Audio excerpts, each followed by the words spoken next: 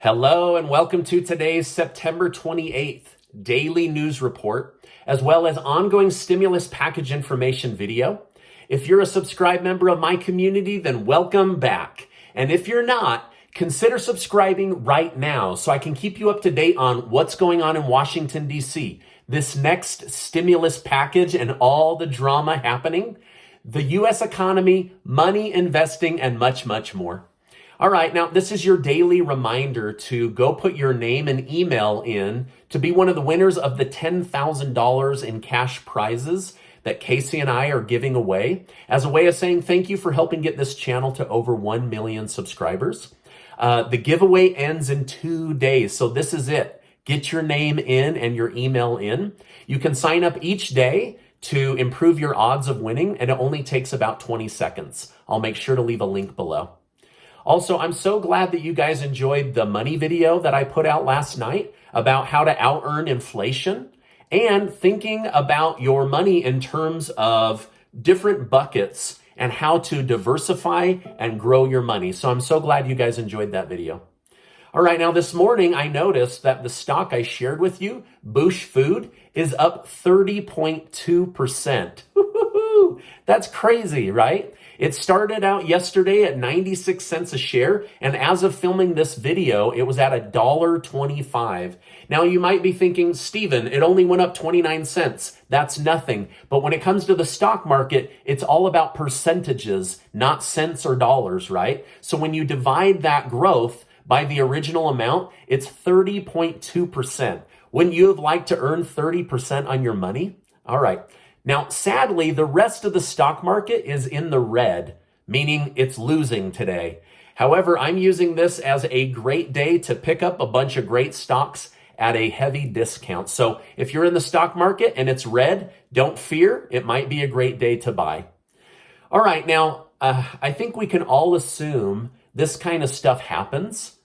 But in order to get the $3.5 trillion stimulus package passed, House Speaker Nancy Pelosi and others are essentially blackmailing Senator Kyrsten Sinema of Arizona. According to multiple sources, they say that a call was placed to the head of the Arizona Democrat Party in the state of Arizona. Now, this caucus leader is telling Senator Sinema to vote with Nancy Pelosi on the stimulus package, or else they will hit Sinema with a vote of no confidence, or essentially they will censure her. Now, what it means to censure someone in your party is that you basically vote and agree that that candidate will no longer get any effort, attention, or money towards their reelection. So they're basically saying, vote the way we tell you to, or else we're kicking you out of the party. So Sinema now has to decide whether to stand her ground with her ideas or potentially lose her seat. Pretty crazy, right? Now, here's the ironic part. The Arizona Democrat Party made a statement that Sinema is threatening U.S. democracy. I can't make this stuff up. Democracy is when people from different backgrounds come together to find the best path forward, not from threatening to remove somebody from their seat if they don't vote the way you tell them to.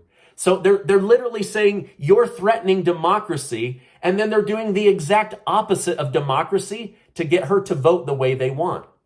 Now, I'd like to hear from you on your opinion.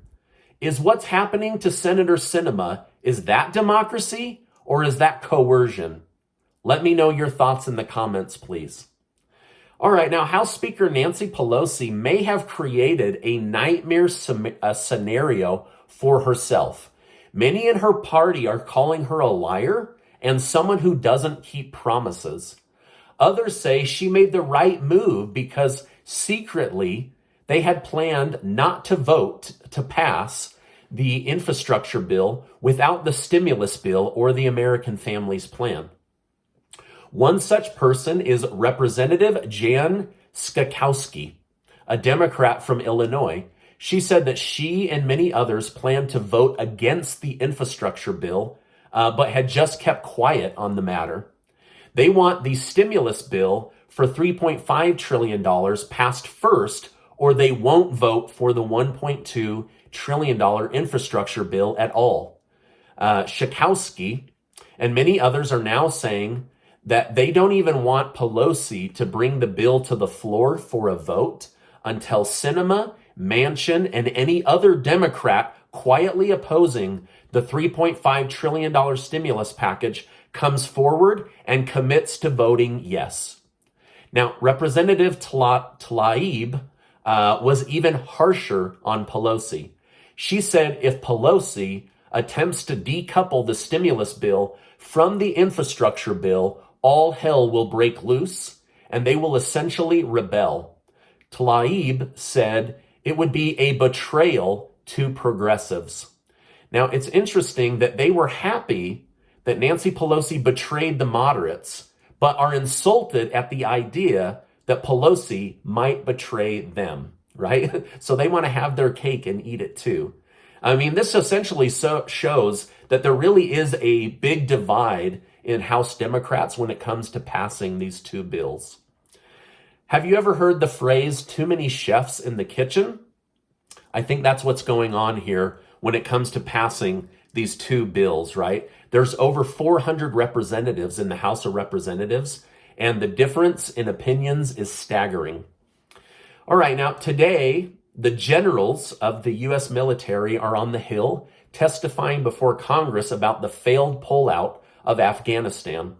Many military people are holding their ground, saying, "We told President Biden to leave 2,500 U.S. military troops in Afghanistan, but he and Secretary of State Anthony Blinken decided on their own to pull the military out before U.S. citizens." Also, on a nationally televised interview between President Biden and ABC News correspondent anchor George Stephanopoulos, Biden said that at no time did anyone advise him to leave troops or comment on the rushed timeline. However, today under oath, both General Milley and General McKenzie both testified that on multiple occasions, Biden was told to leave troops. The situation was worsening and the timeline was a mistake. So now you and I have to decipher, are two top military generals lying, or is President Biden lying to cover his own mistakes? According to Defense Secretary Lloyd Austin, he said he knows for a fact this information from the generals was received by President Biden. So you guys are going to have to make up your own opinion. Who's lying? Who really made the mistake when it comes to the Afghanistan pullout? Now, Senator Blumenthal asked the generals, why are there still Americans trapped in Afghanistan, and asked for a number of how many are still trapped. Neither of them had an answer, to which Senator Blumenthal said, this is because no one is in charge right now. So basically, Blumenthal pointed out, you guys don't know what you're doing right now, and it's an embarrassment. All right, now it's almost October, and we still have Americans being held hostage in Afghanistan.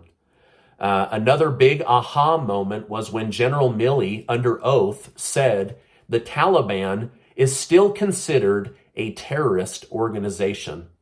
So then my question is, why did the United Nations give the Taliban nearly $500 billion in cash? And why did the United States give them $64 million of taxpayer money in the last 30 days? If this isn't funding terrorism, I don't know what you call it. If they're terrorists, why did we give them taxpayer money, right? By the way, I don't know if you saw this, but the New York Times did a major retraction on their story that Border Patrol agents were whipping Haitian immigrants. It wasn't true. They've retracted the story. By the way, thank you guys so much for giving these videos a like. It's just me doing hours and hours of research, filming, editing, and uploading. So I really appreciate you guys giving it a like, and I really hope you enjoy receiving the news. Now, the United Kingdom, like the United States, has been trying to go green. However, it was announced that because of fuel shortages, the UK will fire up their coal power plants in order to get enough energy for their country, showing the world that we might not be as ready to go green as politicians had hoped. Now, according to several sources, President Biden's plan to tax the rich might backfire. The hottest new trend among the wealthy is to move or plan to move to Dubai. Many economists are saying at top tax rates, the wealthy still don't have enough money to solve the U.S. debt problem or Biden's big spending bills. There's not enough tax money to cover it. So in the face of large taxes, many of the wealthy are planning to move out of the country. So why is Dubai becoming the hot spot? Because there's no income tax. So we may end up losing the people that pay the most taxes over to Dubai, where they will pay no taxes. So we'll see what ends up coming of it. All right, now going back to General Milley, remember a few weeks ago when Milley was in the hot seat for having made 2 secret phone calls to China to tell them that he would warn China if the United States was going to attack. Well, this was also addressed in today's congressional hearing. Milley was asked why he hasn't resigned and why this isn't treason. Milley said he did nothing wrong because he knew Trump was never going to attack China. Let me quote him directly. This is what he said under oath. "I am certain President Trump did not intend on attacking the Chinese, and it was my direct responsibility. It was my directed responsibility by the secretary to convey presidential order and intent." So all this talk on the media of there being a coup by Trump or the use of nuclear weapons or Milley committing treason was all used by the media to get views and to scare the American people, when in fact, Milley is now saying he knew for certain Trump was not going to attack China.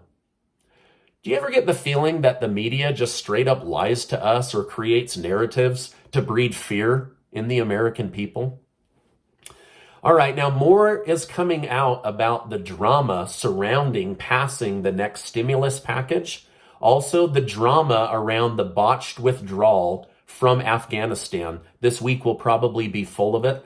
And I'm going to be here to keep you updated on the progress of the stimulus package and what the heck is going on in Washington, D.C.